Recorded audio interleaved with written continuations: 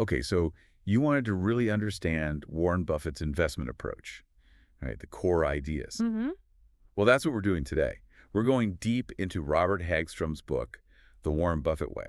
Great source for this. Hagstrom really breaks it down. Yeah, we're aiming to pull out those key strategies, the things that really made him successful. Think of it as your guide to his kind of timeless market wisdom. Exactly. Hagstrom's book covers Buffett's key decisions, his influences, the whole philosophy behind it all. Right. And our goal here isn't to chase, the latest market fad. It's about those enduring principles, things you can actually apply. Oh, okay, so let's start with where these ideas came from. Yep. Buffett didn't just invent this stuff in a vacuum. Benjamin Graham, that's the first big name, yeah. Oh, absolutely. Benjamin Graham. He's often called the Dean of Financial Analysis. Foundational, really. His books, Security Analysis and The Intelligent Investor. Those are the ones, classics. They basically laid the groundwork for value investing as we know it, analyzing businesses, not just, playing the market. And a big part of that was distinguishing between real investing and just gambling, basically. Precisely. Graham was very clear on this. He defined investment. Let me see if I can get this right. An investment operation is one which, upon thorough analysis, promises safety of principal and a satisfactory return. Safety of principal and a satisfactory return. Yes. And he explicitly said, operations not meeting these requirements are speculative. That focus, that rigorous analysis first, that's pure Buffett. And what about this margin of safety idea? Everyone talks about that. What does it mean practically? The margin of safety. It's fundamental. It just means buying something for significantly less than your estimate of its real underlying worth. Like getting a discount. Kind of, yeah. Yeah. But it's more than just bargain hunting. It's a buffer, a protection against being wrong in your analysis or, unexpected bad news hitting the company. Okay.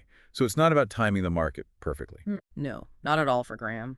It's about paying a sensible price. A price well below intrinsic value, no matter what the overall market is doing. Intrinsic value. How did Graham figure that out? He looked at the facts, the hard facts, tangible assets, the company's earnings history, dividends paid out, and importantly, its future prospects, but prospects based on evidence. Got it. Grounded in reality. Exactly. Now, Graham wasn't the only influence. Philip Fisher comes up a lot, too. Mm-hmm. What was his angle?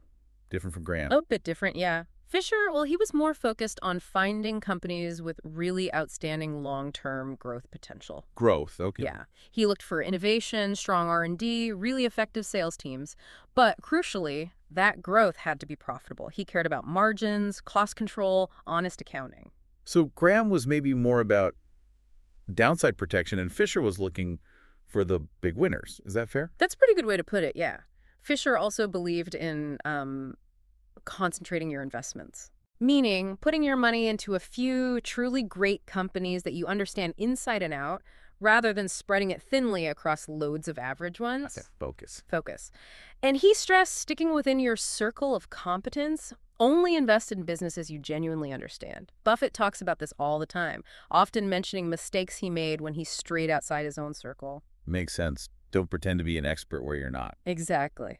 Then there's John Burr Williams. He sounds more mathematical. He was, yeah. Williams is famous for the dividend discount model.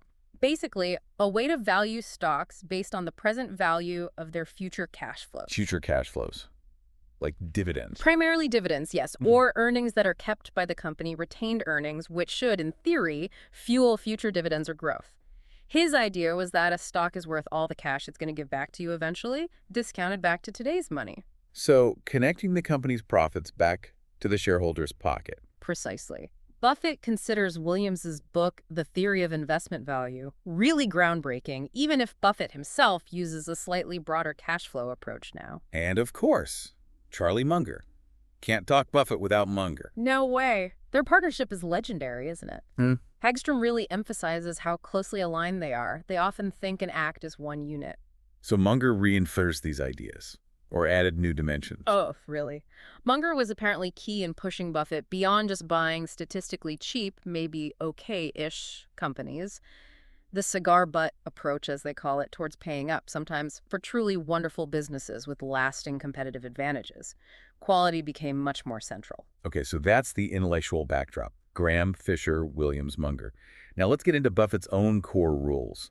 When he looks at a potential investment, what are the non-negotiables on the business itself? Rule number one, absolutely number one, understand the business. He is adamant about this. Only invest in things you can actually figure out. Makes intuitive sense. Look at Berkshire's big holdings over the years. Coca-Cola, Gillette, Wells Fargo, Apple now.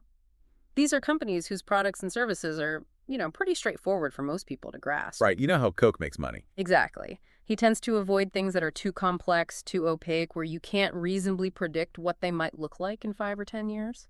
So understandability first. What's next? Favorable long-term prospects. He's not looking for a quick flip. He wants businesses that have a history of consistent operation, stable management, and crucially, what he calls a wide, sustainable moat. The economic moat.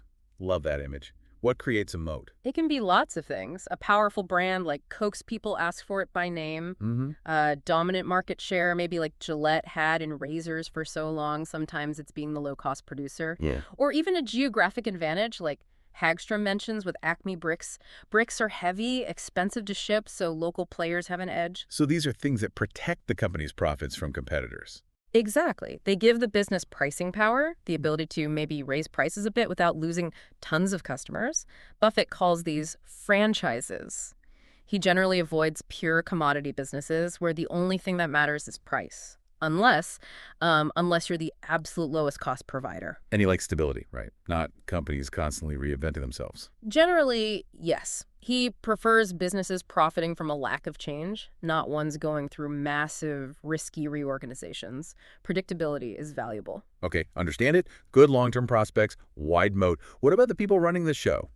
Management tenets. Oh, this is huge for Buffett. Absolutely critical. He wants managers who are, first, rational, second, candid, especially with bad news, and third, who resist the sort of institutional imperative. Institutional imperative, what that? It's that tendency for companies, well, for managers, to just copy what other companies are doing. Mindless imitation, expanding for the sake of expansion, making dumb acquisitions because everyone else is, that kind of thing. Following the herd, even off a cliff. Pretty much.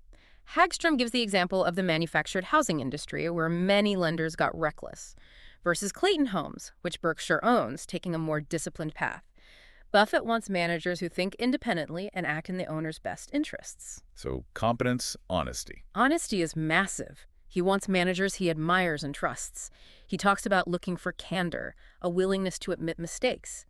Hagstrom points out Buffett's own openness about his errors, like with General Re Securities. Walk the talk. Exactly. And they must be shareholder-oriented. Their goal should be increasing the long-term value of the business for the owners, like Roberto Goizueta at Coca-Cola, who radically refocused the company on shareholder value. How does he judge this? Just by meeting them? Partly, maybe, but mostly by looking at their track record. What have they done? How have they allocated capital? And by reading what they write, especially annual reports. Are they clear? Are they candid? Or is it just, promotional fluff? Okay, makes sense. Let's shift to the numbers side, the financials. What metrics does Buffett zoom in on? Return on equity, ROE, is a big one. He wants to see how effectively management is using the shareholders' capital to generate profits.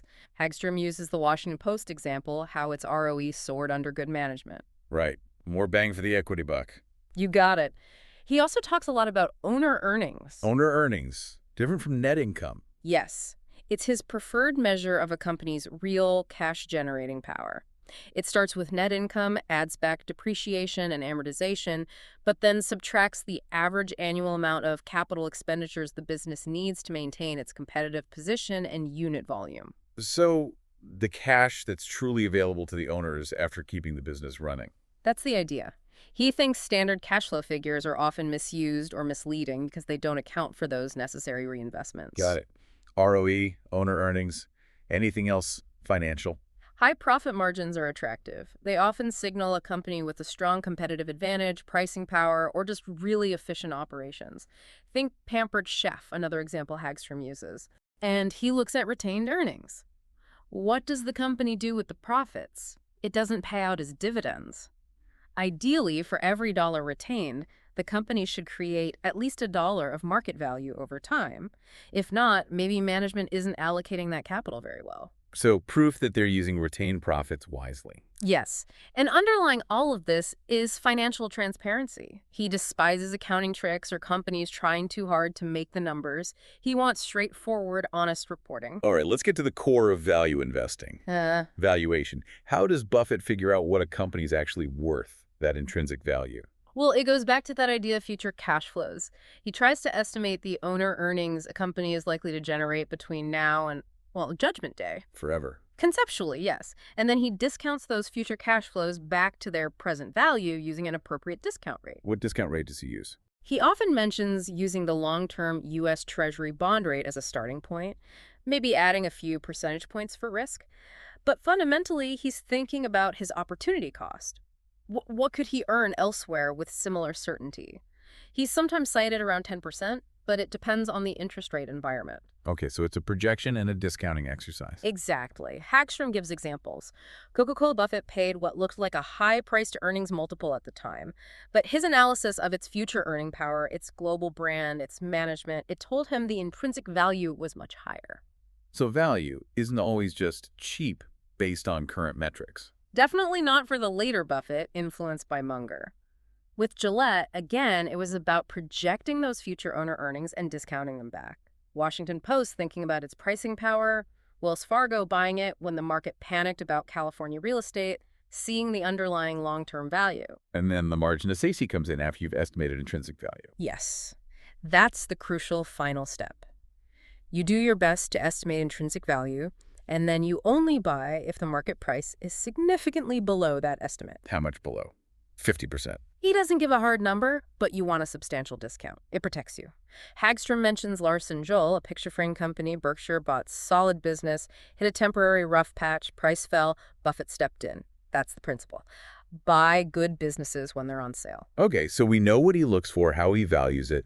How does this translate into managing the portfolio at Berkshire? It leads to what's called focus investing. Focus investing. Less diversification. Much less than conventional advice suggests, yeah. He believes in concentrating investments in a relatively small number of companies, maybe 10 to 20, that he understands extremely well and where he has high conviction. Owning a lot of your best ideas. Exactly. Put your money where your confidence is highest, and then be patient. Think long-term ownership. Minimum 5 or 10 years, ideally much longer. Ignore the market's day-to-day or even year-to-year gyrations. That really flies in the face of modern portfolio theory, doesn't it? Which is all about diversification to reduce volatility. It does. Buffett sees risk differently. For him, risk isn't volatility, it's the chance of permanent capital loss. And he believes the best way to avoid that risk is deep knowledge of the businesses you own, not just spreading your money thinly across dozens or hundreds of stocks you barely know. And this leads to low turnover, right? Yeah. Not much buying and selling. Very low turnover. He famously says his favorite holding period is forever. This reduces transaction costs, friction, but maybe more importantly, it defers capital gains taxes. By letting winners run, you're essentially getting an interest-free loan from the government, letting your pre-tax gains compound for longer. That tax aspect is huge over the long term. It really is. It also sounds like controlling your own emotions is a massive part of this, the psychology. Oh, absolutely essential. Buffett talks constantly about temperament being more important than intellect. You have to understand your own biases. Fear and greed are the big ones that drive market cycles. And use others' fear and greed. Well, recognize it, certainly. And be ready to act rationally when others are panicking, like buying Wells Fargo or getting euphoric. He warns against overconfidence in your own abilities, too.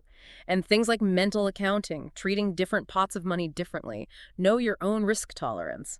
His advice to turn off the stock market. Yeah, that's about not letting Mr. Market Graham's metaphor for the irrational mood swings of the market dictate your actions. Focus on the business performance, not the daily stock quote. The market is there to serve you, to offer opportunities, not to instruct you. Buy a business, not a stock ticker. That's the mantra. Think like you're buying the whole company to own it for years.